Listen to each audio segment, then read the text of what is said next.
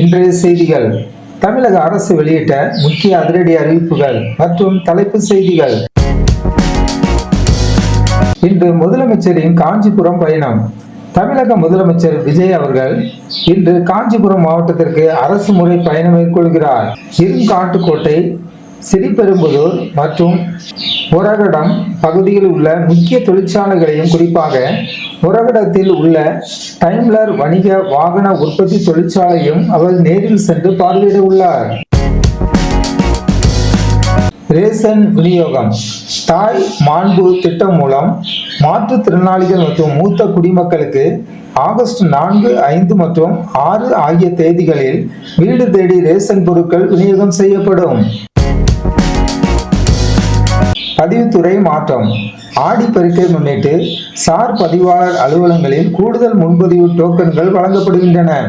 அலுவலக பணியை பொறுத்து வழக்கமான எண்ணிக்கையை விட கூடுதல் டோக்கன்கள் ஒதுக்கீடு செய்யப்பட்டுள்ளன. நிர்வாக உத்தரவு. பொதுமக்களிடமிருந்து பெறப்படும் மனுக்கள் 30 நாட்களுக்கு மேல் நிலுவையில் இருக்கக்கூடாது என்றும், துறை சார்ந்த முக்கிய விவகாரங்களை உடனுக்குடன் அமைச்சர்களுக்கு தெரிவிக்க வேண்டும் என்றும் அதிகாரிகளுக்கு உத்தரவிடப்பட்டுள்ளது. நீட் தேர்வு வழக்குகள். நீட் தேர்வை எதிர்த்து போராடிய மாணவர்கள் மீது பதிவு செய்யப்பட்ட வழக்குகள் ரத்து செய்யப்படுவதாக தெரிவிக்கப்பட்டுள்ளது. வர்த்தக சிலிண்டர் விலை குறைப்பு. வர்த்தக பயன்பாட்டிற்கான சிலிண்டர் விலை சென்னையில் ரூபாய் 200 குறைக்கப்பட்டுள்ளது. வீட்டு உபயோக சிலிண்டர் விலையில் மாற்றமில்லை. மின் கட்டண ஆய்வு. மின் இணைப்பு கணக்கீட்டில் குளறுபடி இருப்பதாக எழுந்த புகாரை தொடர்ந்து முதற்கட்ட ஆய்வில் மிக குறைந்த அளவிலேயே வேறுபாடுகள் கண்டறியப்பட்டுள்ளதாக மின்சார வாரியம் விளக்கமளித்துள்ளது. மருத்துவ கலந்தாய்வு. அகில இந்திய மற்றும் மாநில ஒதுக்கீட்டிற்கான MBBS, PDS மருத்துவ படிப்புக்கான கலந்தாய்வு அட்டவணை வெளியிடப்பட்டுள்ளது. இது ஆகஸ்ட் முதல் செப்டம்பர் வரை பல்வேறு கட்டங்களாக நடைபெறும். மருத்துவ கல்வித்துறை. மருத்துவ கல்வி மற்றும் ஆராய்ச்சி இயக்குநராக டாக்டர் லோகநாயகி அவர்கள் கூடுதல் பொறுப்பை ஏற்றுள்ளார். நிதி ஒதுக்கீடு. தமிழகத்திற்கு ரூபாய் 4466 கோடி உட்பட நாடு முழுவதும் உள்ள 28 மாநிலங்களுக்கு ஒன்றிய அரசு நிதி விடுவித்துள்ளது. வானிலை ஆய்வு. தமிழகத்தின் சில பகுதிகளில் வளிமண்டல மேலடுக்கு சுழற்சி காரணமாக இன்று கனமழை பெய்யக்கூடும் என வானிலை ஆய்வு மையம் தெரிவித்துள்ளது. வினாத்தாள் கசிவு தடுப்பு சட்டம். தேர்வுகளில் முறைகேடு மற்றும் வினாத்தாள் கசிவை தடுக்கும் புதிய சட்டத்திற்கு ஜனாதிபதி ஒப்புதல் அளித்துள்ளார். இதில் சிறை தண்டனை மற்றும் அபராதம் உள்ளிட்ட கடுமையான நடவடிக்கைகள் இடம்பெற்றுள்ளன. குடிநீர் மற்றும் விவசாயம். தென்மேற்கு பருவமழை குறைவாக உள்ளதால் குடிநீர் விநியோகம் மற்றும் விவசாய பணிகளுக்காக ரூபாய் 340 கோடி நிதி ஒதுக்கீடு செய்யப்பட்டுள்ளது. திருப்பூர் உள்ளூர் விடுமுறை.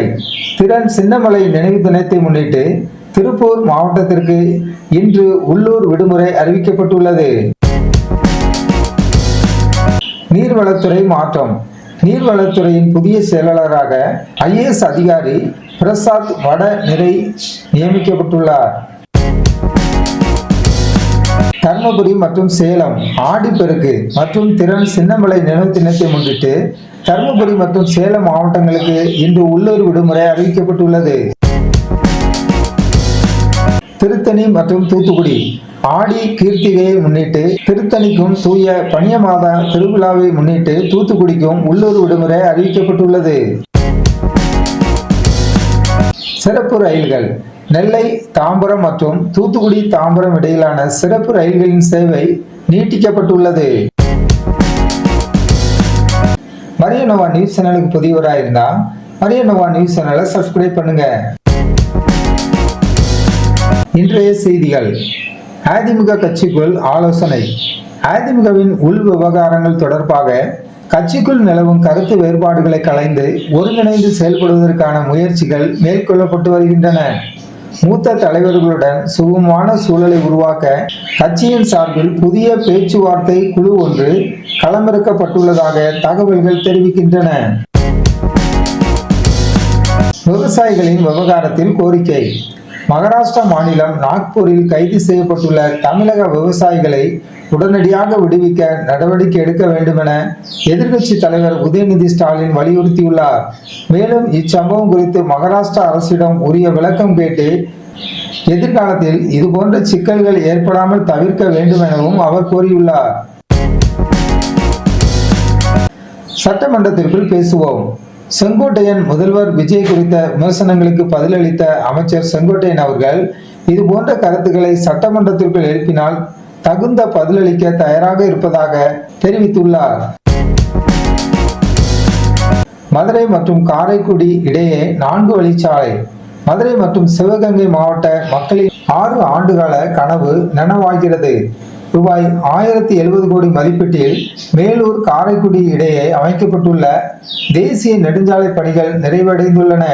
இந்த சாலையை வரும் ஆகஸ்ட் 15ஆம் தேதி பிரதமர் நரேந்திர மோடி அவர்கள் நாட்டுக்கு அர்ப்பணிக்கிறார்.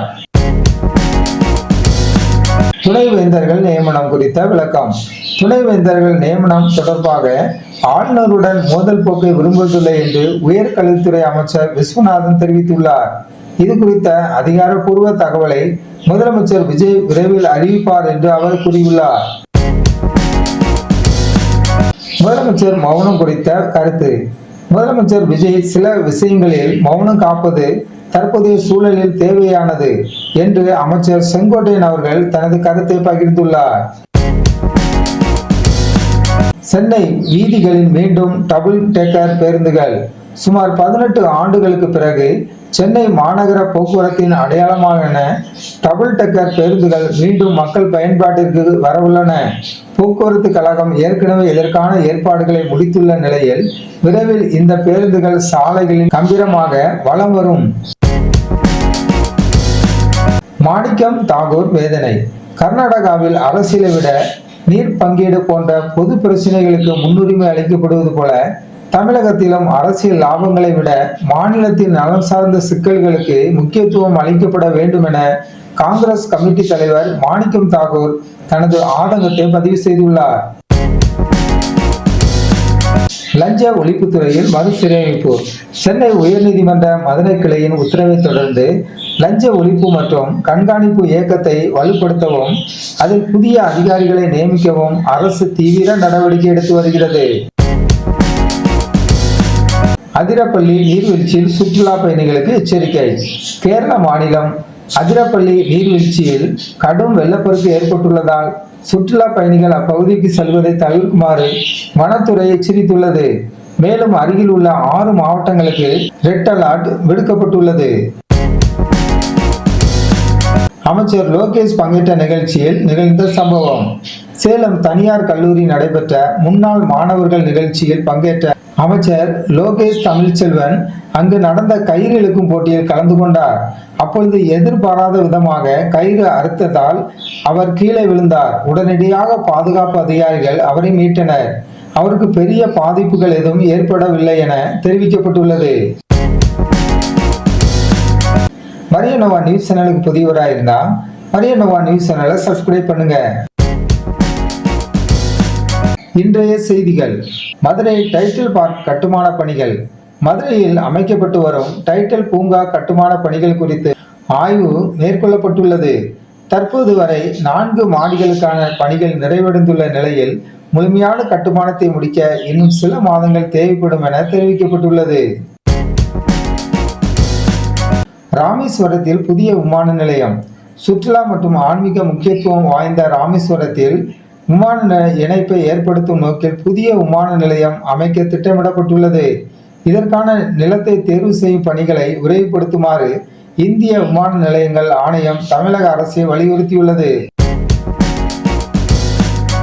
சென்னை ஐஐடியின் புதிய கண்டுபிடிப்பு. மின்னணு சாதனங்கள் சூடாவதை குறைக்கும் வகையிலான புதிய தொழில்நுட்பத்தை சென்னை ஐஐடி ஆய்வாளர்கள் உருவாக்கியுள்ளனர். இது ஸ்மார்ட் போன், லேப்டாப்புகள் மட்டுமின்றி ஏஐ டேட்டா மையங்கள் மற்றும் ரேடார் அமைப்புகளிலும் பெரும் மாற்றத்தை ஏற்படுத்தும் என எதிர்பார்க்கப்படுகிறது. தாவேகாவில் அரசியல் நகர்வுகள்.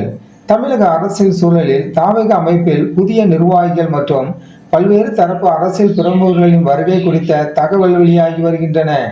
இது தொடர்பான கட்சி சார்ந்த முடிவுகள் தற்போது முக்கிய விவாதமாக மாறியுள்ளது. சென்னையில் மக்கள் தொகை கணக்கெடுப்பு.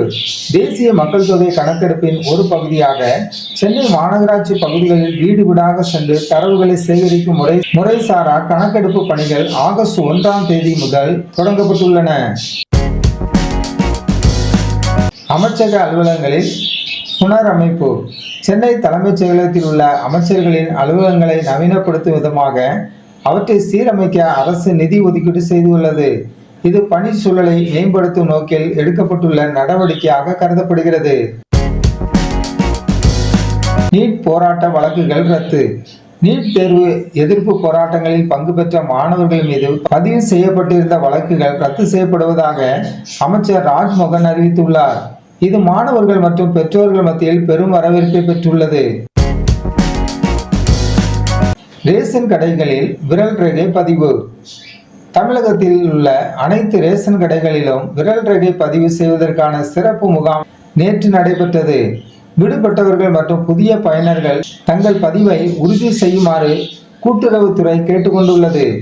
வெளியூர்களில் இருப்பவர்கள் அருகில் உள்ள ரேஷன் கடைகளிலும் பதிவு செய்யலாம். காவிரி விவகாரம். அமைச்சர் நிர்மல்குமார் விமர்சனம். காவிரி நதிநீர் விவகாரத்தில் அரசியல் கருத்து வேறுபாடுகள் குறித்த அமைச்சர் நிர்மல்குமார் இன்று தனது கருத்துக்களை பகிர்ந்துள்ளார். மாநிலங்களுக்கு இடையிலான நதிநீர் பங்கீடு விவகாரத்தில் வெளிப்படைத்தன்மை தேவை என்பதை அவர் வலியுறுத்தியுள்ளார். அணைகள் மற்றும் நீர் திறப்பு குறித்த விவாதம். கர்நாடக அணைகளிலிருந்து தண்ணீர் திறப்பு மற்றும் அது தொடர்பான அரசியல் கருத்துக்கள் குறித்து சமூக வலைத்தளங்களில் பரவலாக விவாதங்கள் நடைபெற்று வருகின்றன. இது குறித்த அமைச்சரின் கருத்து சர்ச்சையை ஏற்படுத்தியுள்ள நிலையில் பொதுவெளியில் இதற்கான விளக்கங்கள் முன்வைக்கப்படுகின்றன. சிங்கப்பெண் சிறப்பு படை ரோந்து. தமிழகம் முழுவதும் பெண்கள் மற்றும் குழந்தைகளின் பாதுகாப்பை உறுதி செய்ய சிங்கப்பெண் என்ற சிறப்பு படை உருவாக்கப்பட்டுள்ளது. இப்படையினர் மாநிலம் முழுவதும் உள்ள 10,320 இடங்களை தீவிரமாக கண்காணித்து வருகின்றனர். உண்மை சரி பாப்பகத்தில் புதிய நியமனம். தமிழ்நாடு உண்மை சரி பாப்பகத்தின் தலைவராக தாவக ஐடி விங் நிர்வாகி ஒரு குரு நியமிக்கப்பட்டுள்ளார். இந்த அமைப்பின் நிர்வாக அமைப்பில் செயல்பட்டுள்ள இந்த மாற்றம் அரசியல் ரீதியான அறிவிப்பாக வெளிவந்துள்ளது. மரியனோவா நியூஸ் சேனலுக்கு புதியவராக இருந்தால் மரியனோவா நியூஸ் சேனலை சப்ஸ்கிரைப் பண்ணுங்க.